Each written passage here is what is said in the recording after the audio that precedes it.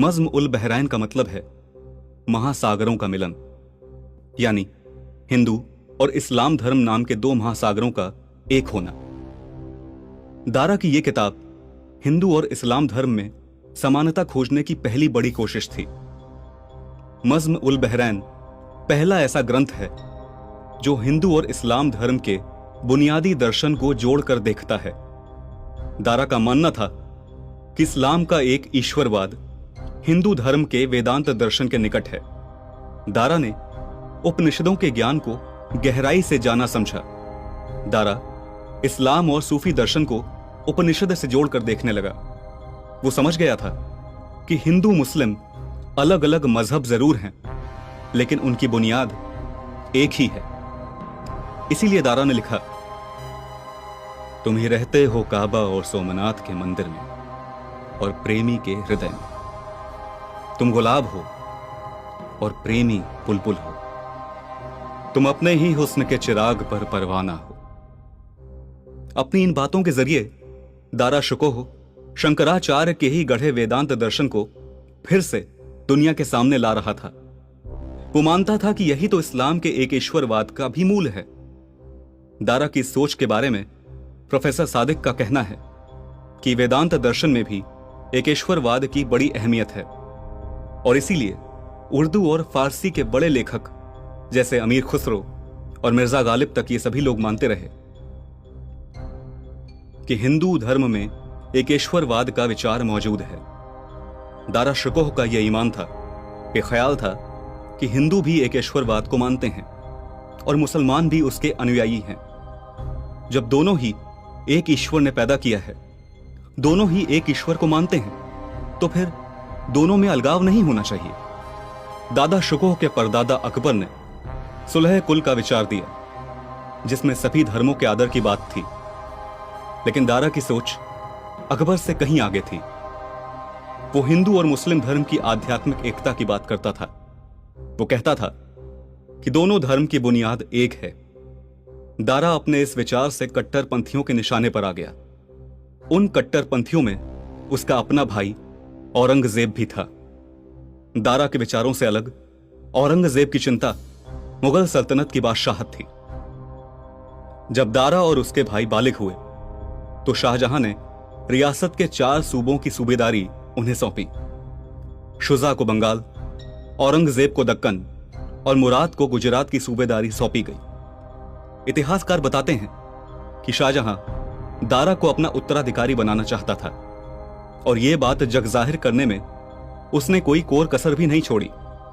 शाहजहां ने दारा को पंजाब की बड़ी जागीर दे दी थी, लेकिन दिल्ली आगरा ने उसे दूर जाने नहीं दिया।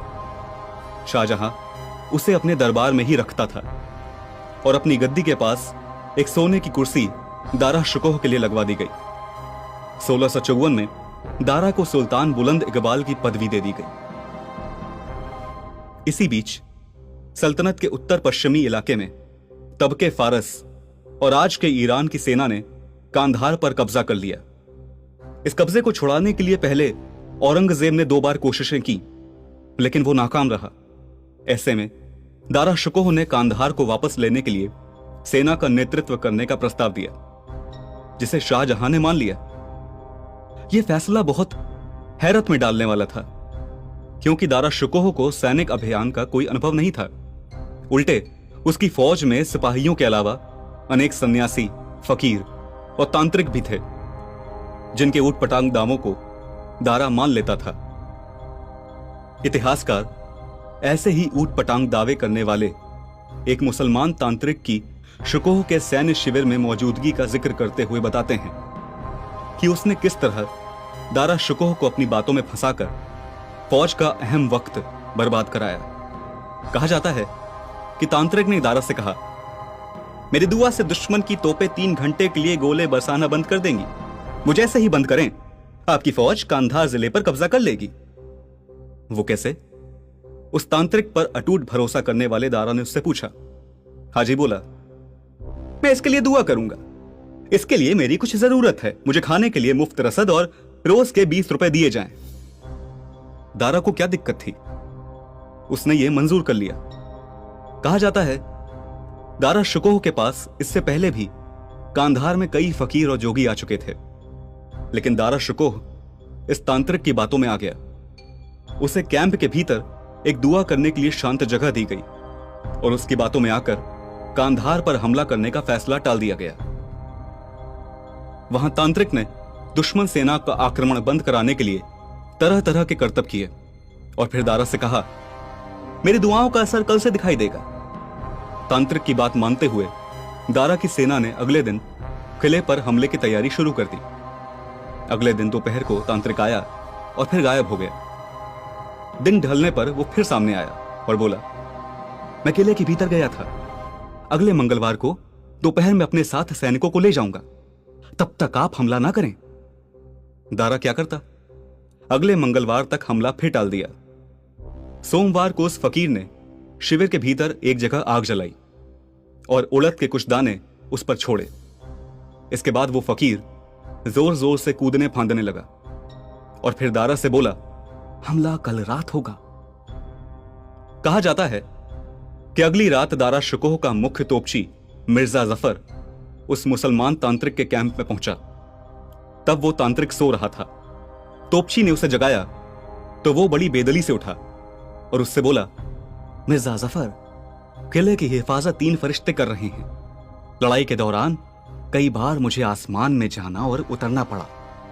मैंने 2 फरिश्तों को तो काबू में कर लिया है और वो मेरी गिरफ्त में है, लेकिन तीसरा बहुत ही शैतान और खतरनाक है। हमले को अगले सोमवार तक के लिए टाल दो, तब तक मैं उसे भी काबू में कर लूंगा। इसके बाद तय समय पर दारा शुकोह का मुख्य तोपची मिर्जा जफर फिर उस तांत्रिक के पास पहुंचा।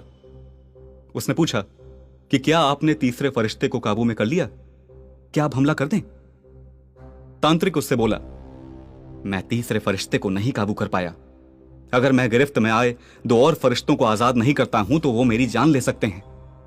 इसीलिए मेरी यही गुजारिश है कि मुगल सेना कांधार पर हमला ही ना करे। हमले में पहले ही बहुत देर हो चुकी थी। जब दारा के नेतृत्व में हमला हुआ तो मुगल सेना को खासा नुकसान उठाना पड़ा। ईरानियों की युद्ध नीति ज्यादा कारगर साबित हुई। कांधार में मुगलों को सफलता नहीं मिली। इसकी एक वजह निश्चित तौर पर दारा शुकोह खुद था। दारा शुकोह कोई युद्ध कौशल नहीं दिखा पाया। उल्टे कुछ मुंह लगे सरदारों को बढ़ावा देकर शाही सेना के वरिष्ठ अधिकारियों को नाराज कर दिया। लेकिन जब वो दिल्ली पहुंचा तो दारा का स्वागत शाहजहां ने ऐसे किया जैसे उसने एक बड़ी जंग जीत ली हो। शाहजहां के इस दारा प्रेम ने हालात को बहुत पेचीदा बना दिया।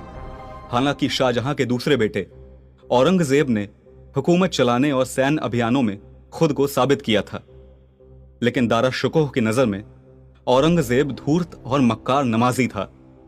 उधर औरंगजेब दारा को मजहब को छोड़ने वाला कहता था। दोनों भाइयों के बीच यह दीवार तो थी ही। दारा के प्रति शाहजहां के नरम रुख ने हालात और खराब कर दिए। धीरे धीरे मुगल ओहदेदार भी खेमों में बंटने लगे।